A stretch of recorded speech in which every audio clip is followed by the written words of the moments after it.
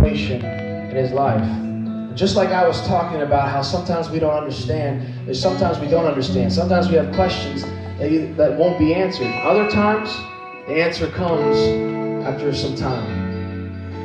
When we trust in him and we stay close to him, sometimes, just like John leaning in, he gets the answer to the question that everyone seems to be asking. So Joey, just share a little bit of what that was like. Just kind of like a Cliff Notes version of it. Well, 2 weeks ago, during worship, I was actually sitting right there where Natalie is right now. I was sitting there during worship, and I was stuck in one spot for the last 3 weeks. And when I was sitting there, I had my eyes closed. All I seen was a white light. I heard him, couldn't see him. I looked around, I didn't see nobody.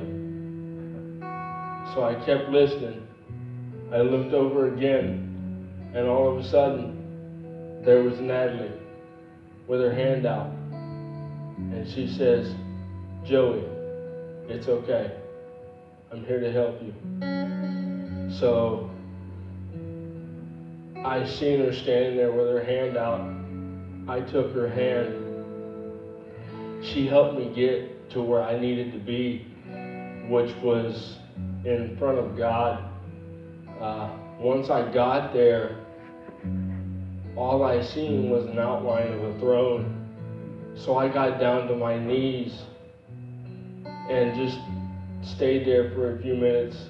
And he came to me and he says that, "I know that you've had a question that you've wanted to ask me for years." And I said, "Yes, there was." And he says, "That question that you wanted to ask me was, why did I take your uncle from you when you were about 7 or 8 years old, which was back in '96.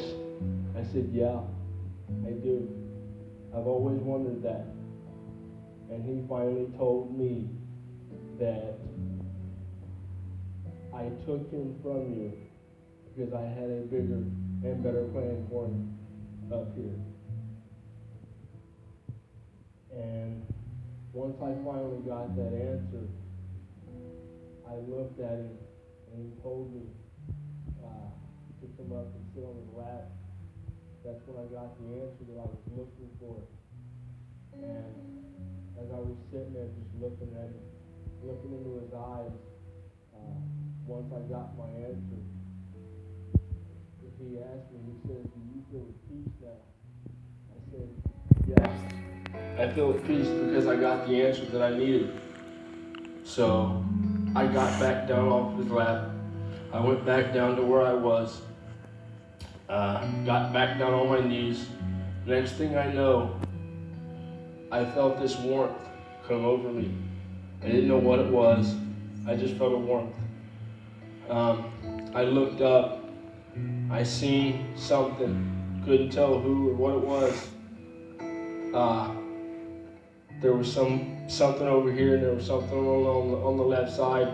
I didn't know what it was. I felt a warmth, and the warmth stayed with me for probably a good 5 or 10 minutes. Then the warmth went away, and I finally was here. I opened my eyes. I looked around, and I seen everybody that was here, and I always wondered who was there. Next thing I know, that Tuesday, I get a phone call from Wayne on his way to Prodigy. He asked me, he says, "Can I share your story?" I said, "Yeah, man, share my story. My story's too awesome not to share with people." Come on. And I didn't realize this, but he was talking to Natalie before he called me.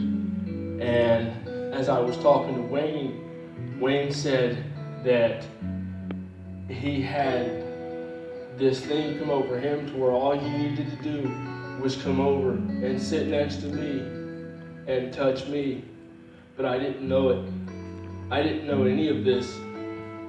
I didn't even know that Natalie came over and sat 2 chairs away from me until I talked to Wayne. That's when Wayne said that he had his hand on my back. I said, okay, that explains where the warmth came from. Because I had Brother Wayne sitting over here.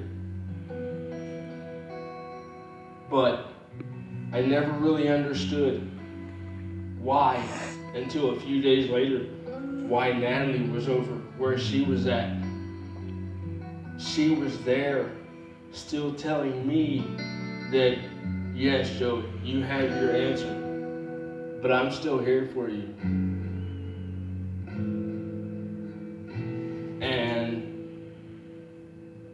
I was just like, wow. And that's really all I could say to Brother Wayne on the phone was, wow, man. Because it was just that awesome to know that Wayne just randomly came over, stuck his hand on my back. I was warm as could be. And then to know that Natalie was sitting 2 chairs away. I mean, it was amazing. I'm pretty sure there's other questions that he knows that I have. Will I eventually get those answers? Yes, I will. But I will get them in his time. Not mine. His. One of the other things that Dan touched on tonight was that you don't really know why people are taken from you. And that's how I felt back when I was 7 or 8 years old, was I had no idea why he was taken from me. I don't even know why I was the one that found him. Yeah, I found him. I don't know why, but I did. I went into my grandma's room, woke her up. I laid in her bed for a little bit. When we finally got up, she asked me, she says, have you tried to wake him up? No, Grandma, I haven't tried to wake him up. She says, well, okay, go over and try and wake him up.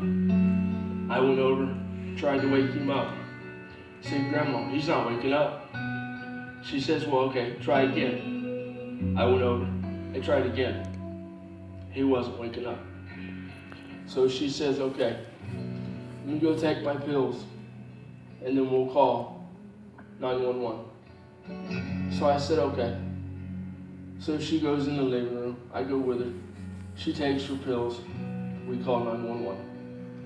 The police show up. The coroner shows up. They stick a sheet over him. They didn't move him. They just laid a sheet over him where he was sitting. And being that young and not knowing what was going on, I just figured when he got back up, he fell back to sleep. But no. Yeah, he fell back to sleep. But I didn't know that he wasn't going to wake up. But now I know my answer. Now, every time that I close my eyes, I no longer see that light of Jesus. I see him sitting on his throne. Every time I close my eyes now I know that when I need an answer, instead of seeing a bright light or not knowing where I'm going, I see him. I know where I'm going.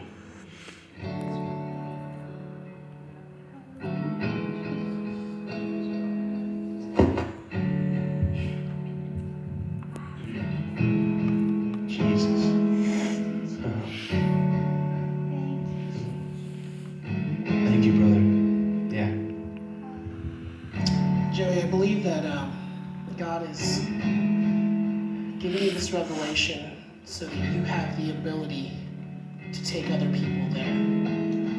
That you have have the ability to be the same way that Natalie was when you looked to the left and she led you to the throne of God. Because you've been there, you now know how to get there. Because you don't have to go and try to see through the light. You can close your eyes and see his throne. So God's equipped you and given you the ability to help people get there. Because he knows your heart, and he knows that you're not going to take that responsibility lightly. I believe that God is doing a deep work within you to the point that it's something that's shifting your mindset. It's shifting every preconceived notion you've had. I believe that the year 2016 for you is literally going to shake you to your core in a good way.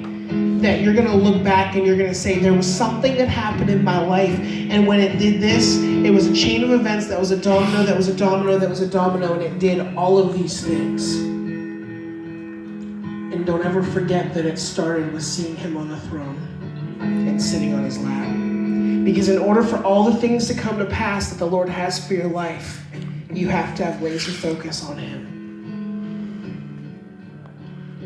Jesus, I bless my brother. Lord, right now I declare that you would fill him from the tip of his head to the soles of his feet.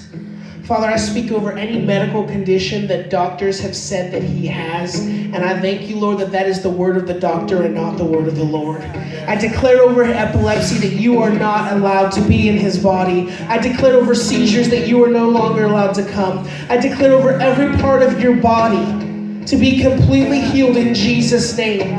Father, I declare over his mind that there would be peace at all times. Lord, I just declare over his body, Lord. Make it be whole the way that you created it. The way that you created it.